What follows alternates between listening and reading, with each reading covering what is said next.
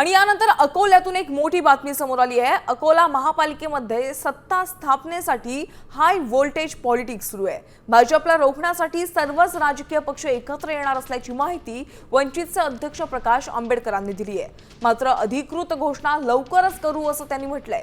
तर दुसरीकडे ठाकरे सेना आणि वंचित महापौर पदासाठी आग्रही असल्याची माहिती सूत्रांनी दिली आहे। त्यामुळे महापौर पदावरून आघाडी होण्यापूर्वीच आघाडीमध्ये बिघाडी होण्याची शक्यता आहे।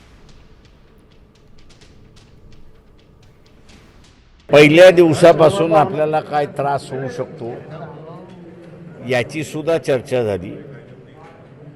आपल्याला महापौर बसवायचा असेल तर आपण कशा पद्धतीने बसवला पाहिजे त्याचीही चर्चा या ठिकाणी झाली।